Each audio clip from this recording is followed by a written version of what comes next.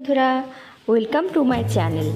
তো গ্যালারি ঘাঁটতে গিয়ে আগের মাসের একটা ভিডিও খুঁজে পেলাম, যেটা কিনা পোস্ট করাই হয়ে ওঠেনি। তো আজকে সেটা পোস্ট করে দিলাম। তো কিছুদিন আগে কাজের সূত্রে আমিও গিয়েছিলাম কলকাতাতে, ব্যস্ততম নগরী। সবাই ব্যস্ত বলুন, সবাই দৌড়চ্ছে, সকাল থেকে বিকাল দৌড়িয়ে যাচ্ছে।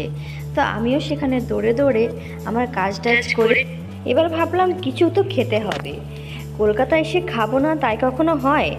পেট পুজো তো বানতা হে মেরি দোস্ত। তো এবার ভাবছি কোথায় খাওয়া যায়। বসে বসে কিছুক্ষণ একটু নিজের ভিডিও বানিয়ে নিলাম। এই যে দেখুন, টুকুস করে একটু ভিডিও বানিয়ে নিয়ে এবার চলে গেলাম আমি বাঙালি ডালহসি ব্রাঞ্চে। সুন্দর সাজিয়ে গুছিয়ে পরিবেশন করেছে ভেজ থালি, শাক ভাজা, পাঁপড় ভাজা, চাটনি, পায়েস, আলু ভাজা আছে, শসা, পেঁয়াজ, কাঁচা লঙ্কা, এক টুকরো লেবু, দেখুন আছে মিক্স শুক্তো আছে, ডাল আর মিক্সড ভেজ। এইটাই হচ্ছে ওদের মিক্সড থালি, সেটা সেই ফেমাস মিক্সড থালি। সাথে আমরা পাশে আরও অনেক কিছু অর্ডার করেছিলাম। প্রথমে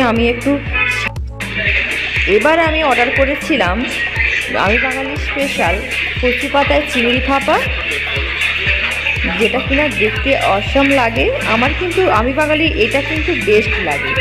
আর ছিল মাটন কষা। এই দিয়ে আজকে লাঞ্চটা সেরে নিয়ে বেশ কবজি ডুবিয়ে খেয়ে নিয়ে আর বাড়ি ফিরে এলাম। ট্রেনে বাসে দুটো মিলিয়ে মিশিয়ে বাড়ি ফিরে এলাম। আমার যেটা আলাদা লাগলো সেটা হচ্ছে পুরুলিয়ার কচু পাতা চিংড়ি ভাপাতে বেশ একটা সর্ষে তেলের ঝাঁঝালো গন্ধ থাকে, আর সেটার জন্য টেস্টটা আরও বেশি ইনক্রিজ করে। কিন্তু সেই একই আইটেম আমি ডালহসি ব্রাঞ্চে টেস্ট করলাম যখন, সেখানে কিন্তু বেশ একটা কেমন বাটারের বা ঘিয়ের একটা ফ্লেভার পাওয়া গেল, জানেন তো। এটাই একটু আমার অন্যরকম লাগলো। আদারওয়াইজ প্রত্যেকটা আইটেম খুবই সুন্দর, আর নো ডাউটলি সবাই গিয়ে টেস্ট করতে পারেন এবং সবাই গিয়ে টেস্ট করুন। আর আমার ভিডিও যদি ভালো লাগে তো অবশ্যই একটি লাইক, শেয়ার এবং চ্যানেলটি সাবস্ক্রাইব করবেন।